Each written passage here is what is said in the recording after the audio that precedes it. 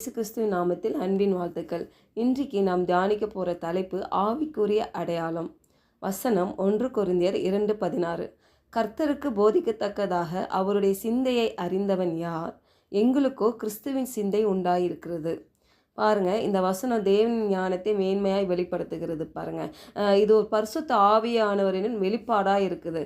இதை கர்த்தருடைய சிந்தையை, கிறிஸ்துவின் சிந்தையை நாம் எப்படி அறிந்து கொள்ள முடியும்னா, பரிசுத்த ஆவியானவரோட நம்ம இணைந்து வாழுறப்போ கிறிஸ்து தேவனுடைய முழுமையான ஞானத்தையும் திட்டத்தையும் அறிந்தவராய் இருக்கிறது போல விசுவாசிகளாகிய நாமும் கூட அவருடைய சிந்தையை நம்மளுக்கு பூர்ண ஞானத்தினால நம்ம பெற்றுக்கொள்ள முடியும். பரிசுத்த ஆவியானவர் வழி நடத்துறதுனால அவருடைய மனதில் இருக்கிற காரியம் நம்ம அறிந்து கொள்ள முடியும் என்று சொல்கிறது.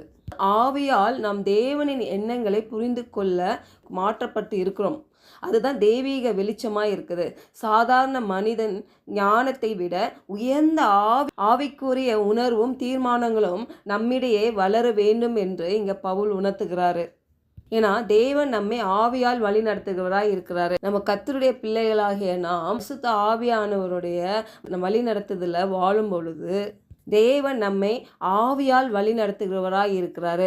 அப்போ அவரின் ஞானம் நம் உள்ளத்தில் செயல்படக்கூடியதாக இருக்குது. பாருங்க, இந்த உலக ஞானத்தை விட மேலான உயரத்துக்கு அழைத்து செல்லும் மெய்யான யோசனைகள், தீர்மானங்கள், தூண்டுதல்கள்லாம் அனைத்திலும் கிறிஸ்துவுடன் கூட உள்ளார்ந்த நெருக்கம் மூலம் உயர்த்தப்படுகிறவர்களாய் இருக்கிறோம்.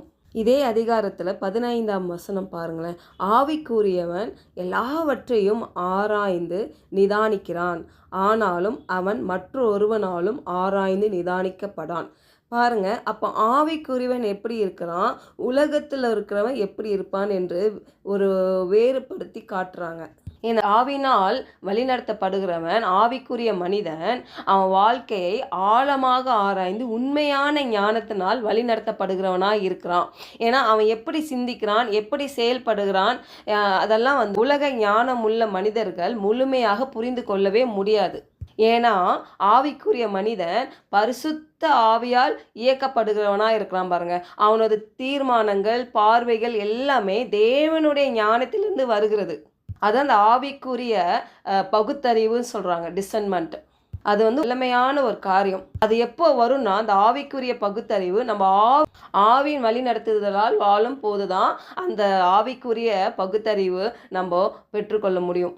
சில காரியங்கள் பார்த்திங்கன்னா உண்மையானதை போல தோன்றும், ஆனால் அது பொய்களை விளக்க முடியும். பாருங்கள், தேவனுடைய சித்தத்தை உணர்ந்து கொள்ள முடியும், தேவனுடைய சித்தத்தை உணர்ந்து நடக்க முடியும். அப்போ ஆவிக்குரிய உறவுகள், வழிகாட்டல்கள்லாம் தெளிவாக அறிந்து கொள்ள முடியும்.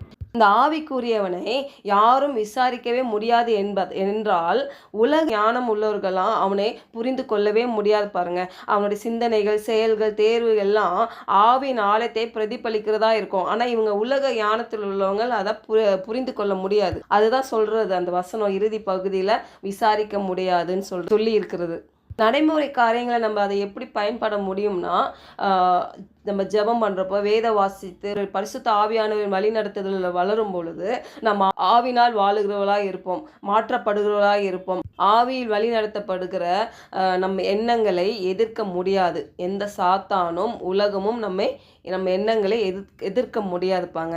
ஏன்னா அது தேவனுடைய அறிவிலிருந்து ஊறி வருகிறதா இருக்கிறது. அப்போ நம்ம ஆவியில் வழிகாட்டுதல் நடக்கிறோம் என்றால் அது நம்ம வாழ்க்கை மறைப்பொருள் அல்ல, அது ஒரு வெளிப்பாடு. உலகம் நம்மை புரிந்து கொள்ள முடியாமல் இருக்கலாம் பாங்க, ஆனால் தேவன் நம்மை வழி நடத்துகிறவராக இருக்கிறாங்க. ஆவிக்குரிய பகுத்தறிவு ஒரு வல்லமை வாய்ந்தது. அது நம்மளுக்கு கடவுள் கொடுக்குற கிஃப்ட்டு. அது நம்மளை பாதுகாக்கும். பாருங்க, அப்போ இது ஒரு புதிய அடையாள உணர்வை உருவாக்குகிறது. தேவனோட ஒன்றிய வாழ நம்ம அழைக்கப்படுகிறவராக இருக்கிறோம்.